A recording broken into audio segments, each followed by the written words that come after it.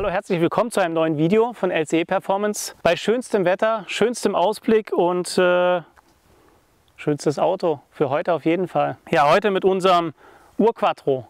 Urquattro Original, nicht angefasst, unlackiert, also wirklich in einem sagenhaften Zustand. Die treuen Zuschauer wissen, was es für ein Auto ist. Das ist das Fahrzeug, was wir jetzt seit längerem bei uns haben, aus Kuwait. Der Auftrag wurde immer wieder erweitert und ja, jetzt ist es tatsächlich soweit.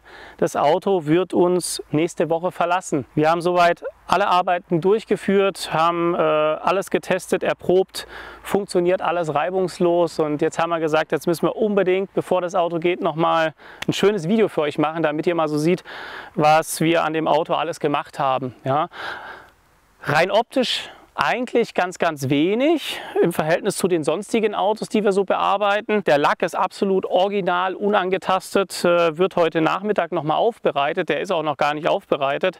Wird heute Nachmittag erledigt nach unserem Videodreh und dann kann der Kunde den nachher blitzeblank abholen. Barbara, was willst du mit deinen Zeichen sagen? Kamera gucken. Ah, ich muss in die Kamera gucken. Guckst du mal das Auto an. Ja, ich finde es doch schön. Das Auto. Mit den Leuten hier. Ja. Hier sind die Leute. Okay, also für euch nochmal in die Kamera. Dieses wunderschöne Kfz wird uns leider verlassen, muss ich so sagen, weil ich das Auto ja eigentlich richtig geil finde, weil er einfach optisch original ist, nahezu original und in einem sagenhaften Zustand ist. Also ich liebe das Auto, auch die Innenausstattung und so. Ich muss echt sagen, allererste Sahne. Und ja, wir haben ein paar Sachen dran gemacht. Wollen wir euch heute noch mal zusammenfassend alles zeigen und ich würde mit außen anfangen. Außen hat sich nicht viel verändert. Wie gesagt, der Lack ist unangetastet. Das Einzige, was wir gemacht haben hier als großes Teil, ist die Haube. Aber nicht nur aus Designgründen, sondern weil wir sie tatsächlich gebraucht haben. Wir haben ja hier unser 20V-Kit eingebaut und da brauchen wir eine gewisse Höhe, wir brauchen auch eine gewisse Luftzirkulation und deswegen hat er unsere Sportquattro-Haube bekommen. Genau, die wurde speziell jetzt angefertigt, weil die Kenner wissen auch, dass es jetzt nicht einfach mal schnell getauscht, sondern die musste eben auf die Kotflügel vom Urquattro angepasst werden, auf die Länge vom Urquattro angepasst werden. Ist also hiermit mal ein Einzelstück. Wenn da genug Nachfrage kommt, können wir sowas vielleicht auch mal in einer Kleinserie fertigen für euch. Bis dato ist es tatsächlich ein Einzelstück. Ja, dann als nächstes Part haben wir hier unsere Retro 2. Also wir haben ja unsere Retro 2 etwas in einer abgewandelten Form. Und zwar haben die jetzt kein Tiefbett wie bei uns mit der ET0. Wir haben beim Thema Felgenvideo haben wir die schon mal gezeigt. Das ist eine 8,5×17 mit einer ET30, 35. Ich müsste jetzt gerade reinschauen. Haben wir extra für dieses Auto gebaut. Fittet perfekt. Sieht mega gut aus und ich finde auch, das Zeitgenössische ist nach wie vor gegeben. Hat unsere Bremsanlage hier drauf, ist auch die Freiheit an der Bremse gegeben. Der Bremssattel ist in schwarz und wir haben hier genug ausreichend Platz auch für den TÜV, auch wenn wir den für Kuwait nicht brauchen. Ist es natürlich klar, muss innen und außen alles freigängig sein.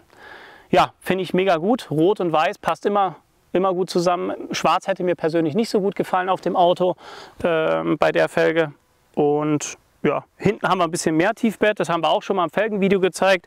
Da konnten wir dann wieder ein bisschen mit der Einpresstiefe arbeiten, dass wir so ein kleines Tiefbett mit reinbringen und haben hier auch wieder ein sehr schönes Perfect Fitment. Ja. Von der Fahrzeughöhe haben wir gar nichts verändert, der ist auf der Serienhöhe und das tut dem Auto auch gut, finde ich. Es muss nicht immer alles so tief sein, also ich finde das echt schön, dass der eine normale Höhe hat. Ja. Das ist eigentlich draußen schon ja, so ziemlich das meiste, was wir gemacht haben. Nee, stimmt gar nicht. Wir müssen mal einmal kurz hinten rumgehen. Und zwar haben wir unsere Rückleuchten verbaut. Nach 40 Jahren Sonne in Kuwait sahen die natürlich dementsprechend schlecht aus. Hat unsere Rückleuchten bekommen. Passen perfekt rein einfach, ne? Mit unserem Lichtband nochmal dazu. Alle, wo Interesse dran haben. Urquattro, Quattro Coupé, Typ 85, Sport Quattro. Bei uns im Shop erhältlich. Schaut mal rein. Von dem her haben wir haben noch genug Lagerware, ist noch genug da. Könnt ihr bestellen, sofort lieferbar. Ja, Quattro Heckscheibe, nicht von uns, original noch drin. Wir haben eine Abgasanlage logischerweise verbaut. Von von uns, weil wir eben auch das Motor-Setup gemacht haben. Bla bla bla bla. Motor schauen wir uns auch noch mal an, hätte ich gesagt. Machen wir mal die Haube auf, gucken da mal rein und dann geht es nachher weiter ins Interieur. Aber erstmal Motorhaube auf. Sollen wir das mit Ansage machen, oder? 1, 2, 3. So. Schauen wir mal rein, oder? Da haben wir das gute Stück. Sieht eigentlich fast aus wie im Sportquattro. Bisschen anders. Ja, was kann man dazu sagen? Ist jetzt eben auf den etwas schlechteren Sprit abgestimmt für Kuwait. Wir haben da so eine 95 Oktan Abstimmung gemacht auf das Auto. Läuft sehr gut, wie ich finde. Wir haben jetzt hier knappe 500 PS.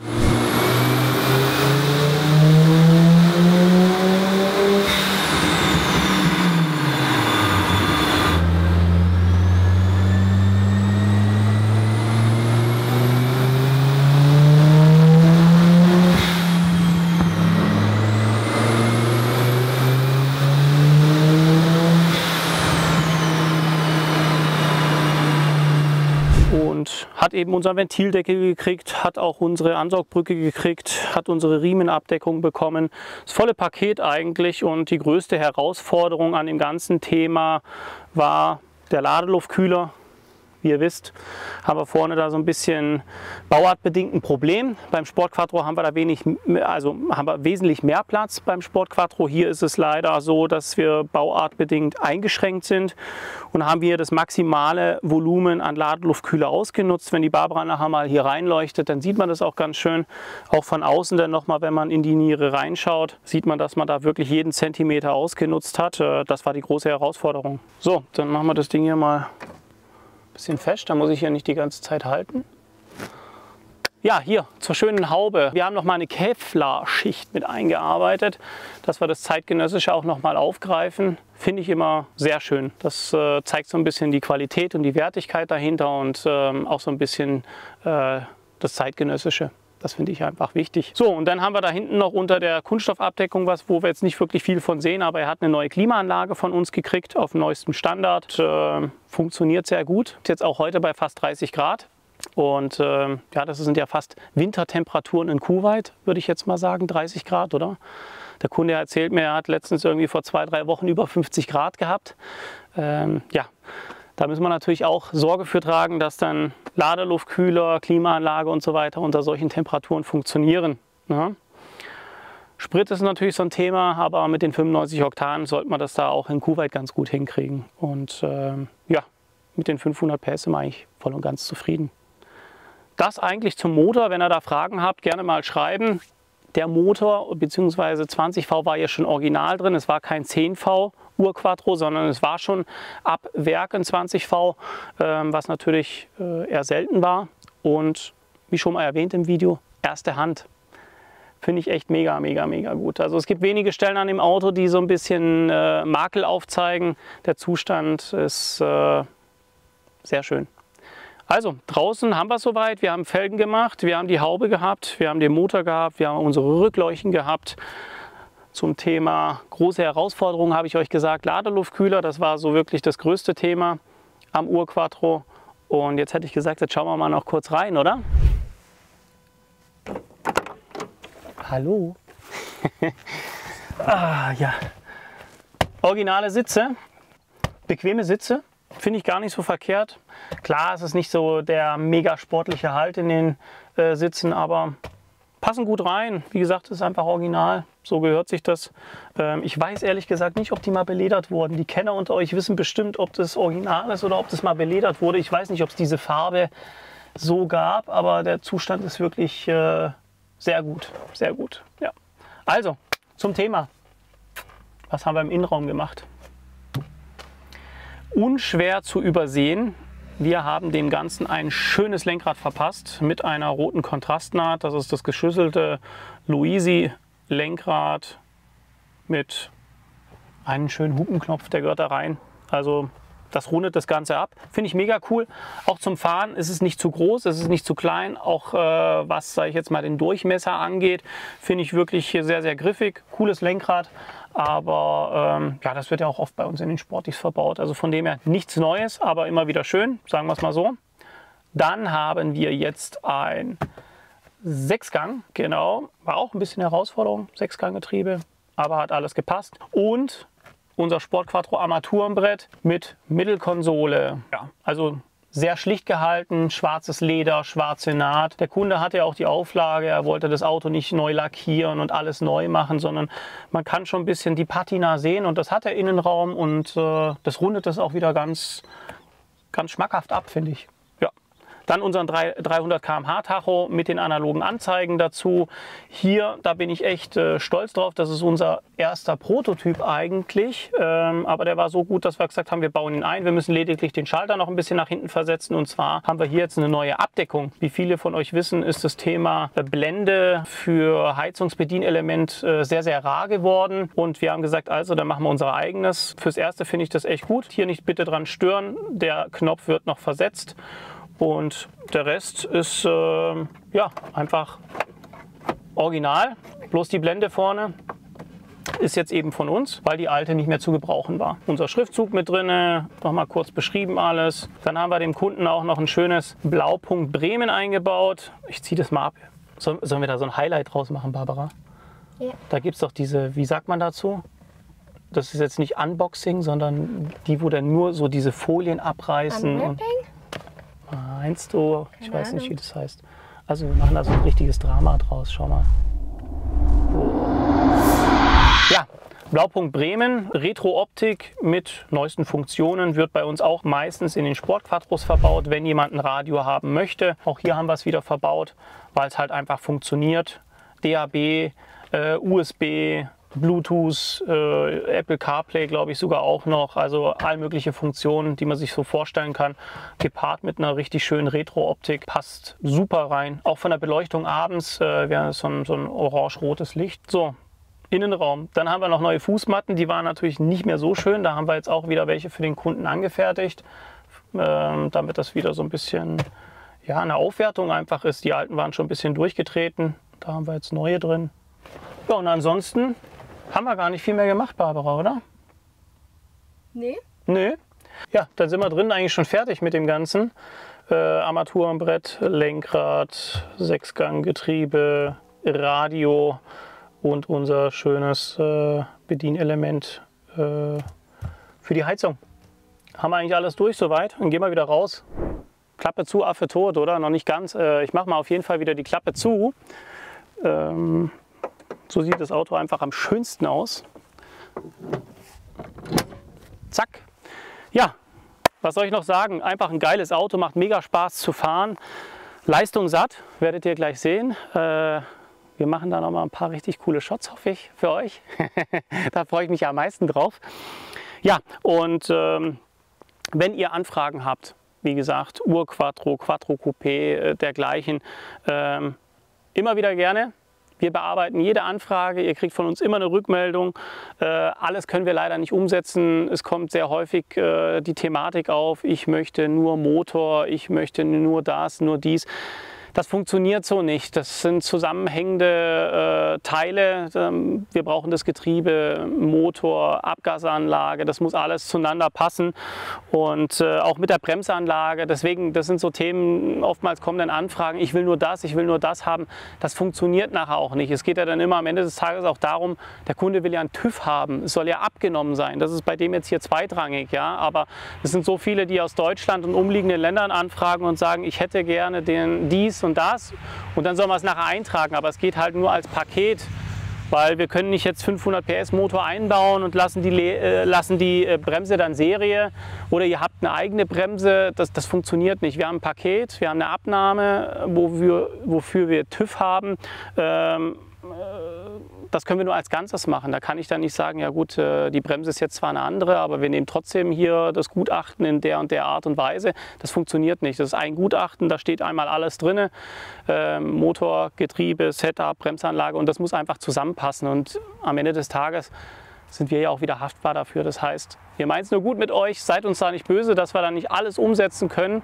Und da geht es auch nicht darum, dass wir jetzt hier nur größere Pakete verkaufen wollen. Das ist einfach das Konstrukt. Jeder Kunde, der bei uns anfragt aus Deutschland oder umliegenden Ländern, möchte natürlich einen TÜV dazu haben. Und das funktioniert nur, wenn wir dieses gesamte Paket nehmen. Das geht nicht mit einzelnen Komponenten. Habt da bitte Nachsehen.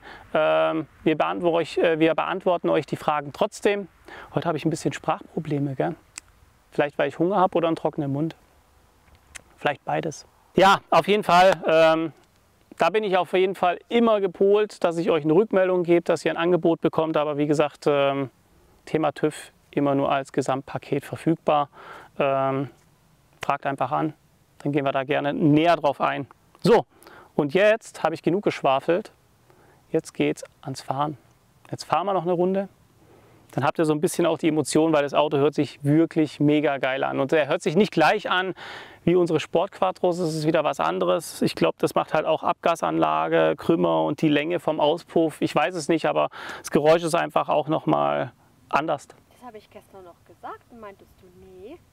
Geräusch ist auf jeden Fall anders. Ja. Ich will jetzt auch nicht sagen, ja, man kann schlecht sagen lauter, dumpfer oder sowas. Es ist einfach nochmal ein bisschen anders. Ja. Man müsste jetzt mal gucken, womit das zusammenhängt, technischerseits. Ich bin mir da nicht ganz sicher, was wir hier anders verbaut haben. Also Auspuff ist auf jeden Fall ein anderer, das ist klar.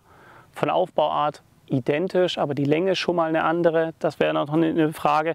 Abgas technisch weiß ich jetzt nicht, Krümmer.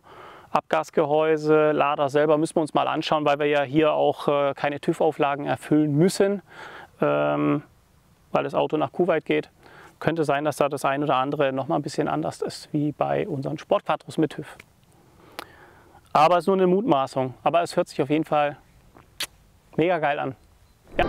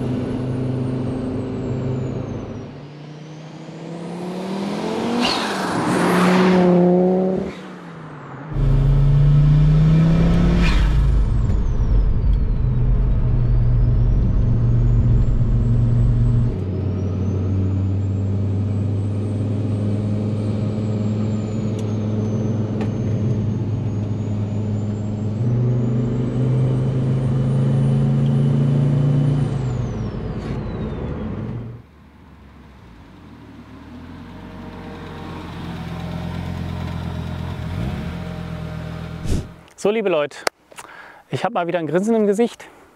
Schönes Wetter, schönes Auto, ich bin happy. Wir haben eigentlich heute ja, alles durchgesprochen und getestet und gemacht und getan, glaube ich, was wir so machen können für euch, dass ihr dabei wart.